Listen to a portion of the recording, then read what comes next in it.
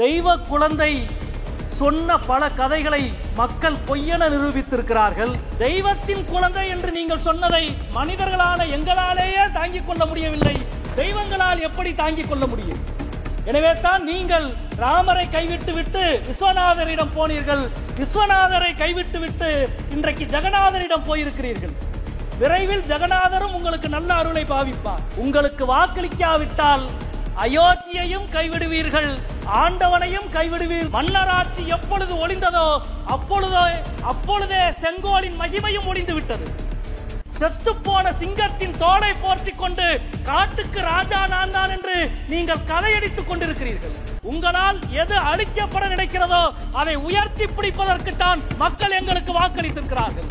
நீங்கள் எதை அழிக்க நினைக்கிறீர்களோ அதை உயர்த்தி பிடிப்போம். நீங்கள் உயர்த்தி பிடிக்க நினைத்ததை நாங்கள் இந்த அவையிலே இருந்து அகற்றுவோம் என்பதை இன்றைக்கு உங்களிடம் நாங்கள் சொல்லிக் கொள்கிறோம். தேர்தலுக்கு பிறகு இந்த அவையில் எதிர்க்கட்சிகளுக்கு இடமில்லை, பார்வையாளர் மாடத்தில் தான் எதிர்க்கட்சிக்கு இடம் என்று பிரதமர் பேசினார்.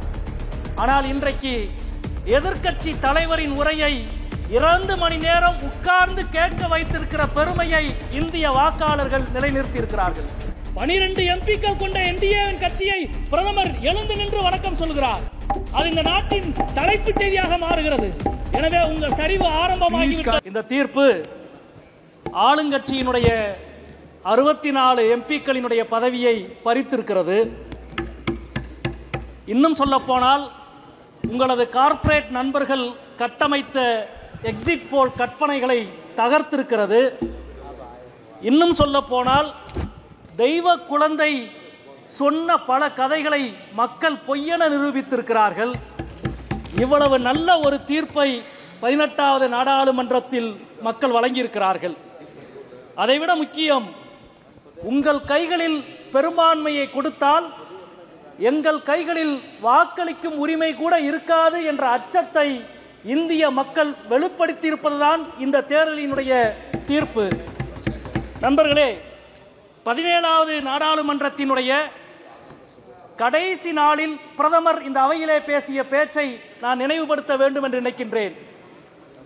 அவர் பேசினார், பிரதமர் அவர்கள், தேர்தலுக்கு பிறகு இந்த அவையில் எதிர்க்கட்சிகளுக்கு இடமில்லை, பார்வையாளர் மாடத்தில் தான் எதிர்க்கட்சிக்கு இடம் என்று பிரதமர் பேசினார்.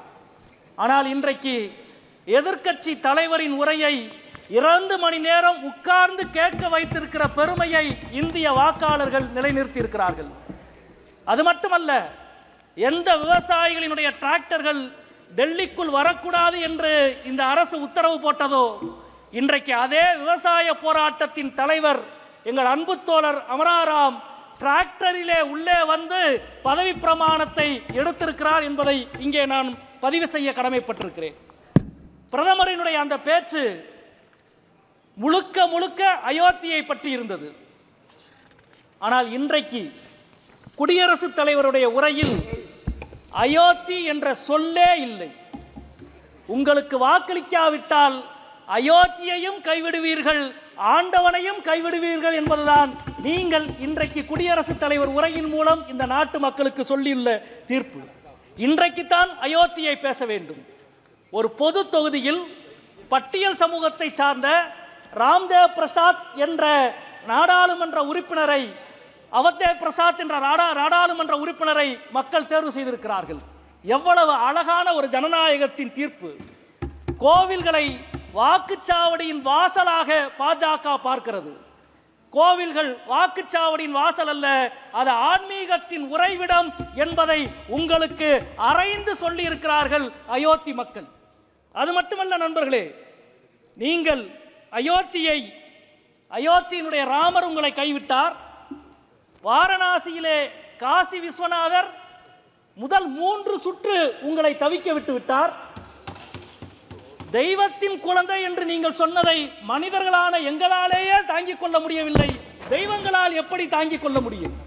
எனவே தான் நீங்கள் ராமரை கைவிட்டு விட்டு விஸ்வநாதரிடம் போனீர்கள், விஸ்வநாதரை கைவிட்டு விட்டு இன்றைக்கு ஜெகநாதரிடம் போயிருக்கிறீர்கள். விரைவில் ஜெகநாதரும் உங்களுக்கு நல்ல அருளை பாவிப்பார். இங்கே அமைச்சர்கள் எல்லாம் பேசினார்கள். மீண்டும் செங்கோலோடு எங்களது பிரதமர் மோடி நாடாளுமன்றத்திற்கு அவைக்குள்ளே வந்திருக்கிறார் என்ற அமைச்சர்கள் பெருமையோடு பேசியிருக்கிறார்கள்.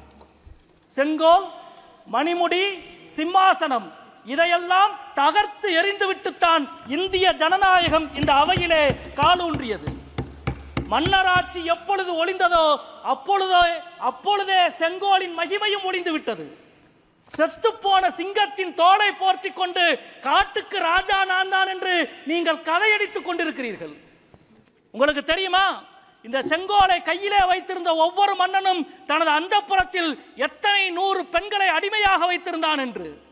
இந்த செங்கோலை கொண்டு வந்து இந்த இடத்திலே வைத்ததன் மூலம் இந்த நாட்டு பெண்களுக்கு நீங்கள் என்ன சொல்ல விரும்புகிறீர்கள்? வேதனையாக இருக்கிறது. இந்த இடத்திலே நாங்கள் மீண்டும் பதிவு செய்ய விரும்புகிறோம். நாடாளுமன்றத்தினுடைய வாசலில், நாடாளுமன்றத்தின் நுழைவாசலில் தேசத்தந்தை காந்தியின் சிலை இருந்தது. நாடாளுமன்றத்தின் முன்புறம் அண்ணல் அம்பேத்கரின் சிலை இருந்தது.